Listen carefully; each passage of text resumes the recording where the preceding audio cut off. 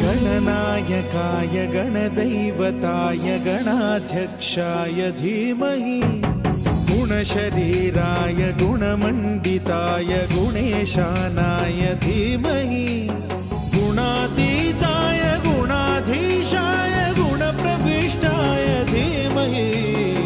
एकदन्ताय वक्रतुण्डाय गौरीतनयाय धीमहि